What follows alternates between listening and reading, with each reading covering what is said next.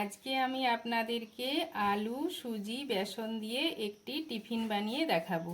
আশা করি ভিডিওটি আপনাদের ভালো লাগবে, তো দেখতে থাকুন এবং উপভোগ করতে থাকুন।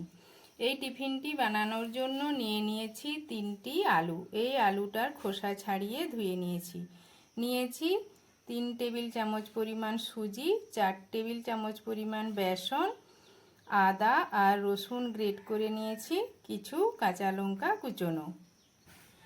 এই গ্রেটারের সাহায্যে আমি আলুগুলোকে গ্রেট করে নেব। এই রকম ভাবে সব আলুগুলোকে আমি গ্রেট করে নেব।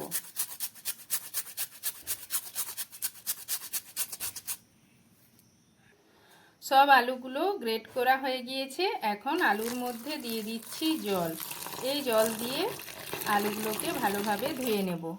এখন এই আলুর থেকে আমি জলটা চেপে চেপে ফেলে দেব। এর মধ্যে একটুও জল রাখবো না। এরকম ভাবে আমি সব আলুর থেকে জল নিংড়ে নেব। আলুগুলোর থেকে সব জল আমি নিংড়ে ফেলে দিয়েছি। চুলায় একটি কড়াই বসিয়ে দিয়েছি। কড়াইয়ের মধ্যে দিয়ে দিচ্ছি অল্প পরিমাণ তেল। এই তেলের মধ্যে দিয়ে দেব কুচনো পেঁয়াজ। এই পেঁয়াজটা একটু ভেজে নেব। পেঁয়াজটা হালকা করে ভেজে নিয়েছি। দিয়ে দিচ্ছি গ্রেট করে রাখা আদা আর রসুন। এটাকে দিয়েও একটু আমি নাড়িয়ে চাড়িয়ে ভেজে নেব। এরপর দিয়ে দিচ্ছি কারি পাতা কুচোনো আর লঙ্কা কুচি। এই সবগুলোকে দিয়ে একটু নাড়িয়ে নিচ্ছি। দিয়ে দেব গ্রেট করে রাখা আলু। এই আলুগুলো আমি একটু নাড়িয়ে নেব। আলুটা অল্প ভেজে নিয়েছি। এর মধ্যে দিয়ে দিচ্ছি অল্প পরিমাণ লঙ্কার গুঁড়ো, দিয়ে দেব অল্প পরিমাণ হলুদের গুঁড়ো, আর দিয়ে দেব 1 চামচ চাট মশলা,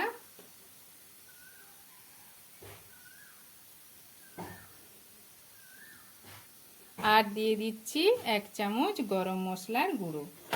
এই সব উপকরণগুলো ভালোভাবে মিশিয়ে নিচ্ছি। যে বাটির মাপ করে সুজি আর বেসন নিয়েছি, সেই বাটির মাপ করে আমি দিয়ে দেব 1.5 বাটি জল।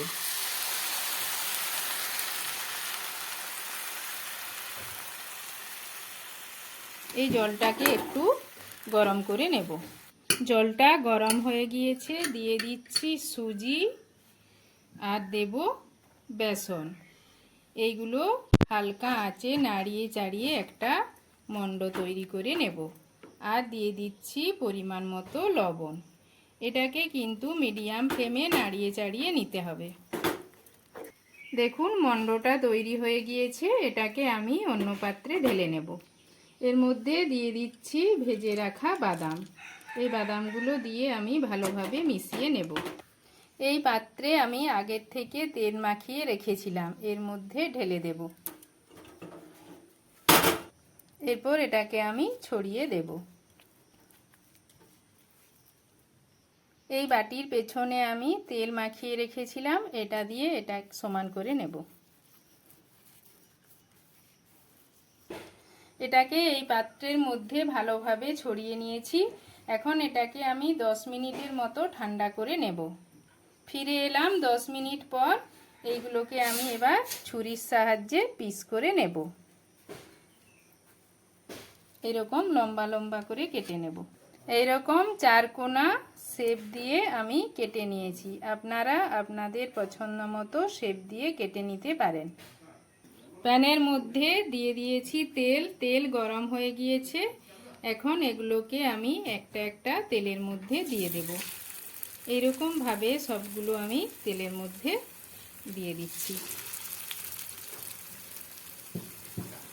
টিফিনগুলোর এক পিঠটা ভাজা হয়ে গিয়েছে। এরপর অপর পিঠটা উল্টে দেব। এরকম উল্টে পাল্টে আমি সব টিফিনগুলো ভেজে নেব। এইগুলো ভাজা হয়ে গিয়েছে। এগুলোকে অন্য পাত্রে তুলে নেব।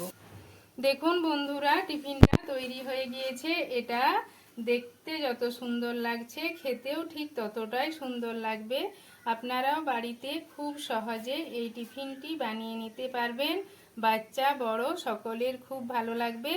তো বন্ধুরা, ভিডিওটি ভালো লাগলে আমার চ্যানেলটিকে অবশ্যই সাবস্ক্রাইব, শেয়ার, লাইক এবং নতুন ভিডিওর আপডেট পেতে পাশের বেল আইকনটি প্রেস করে দেবেন। আজকের মতো আসি বন্ধুরা।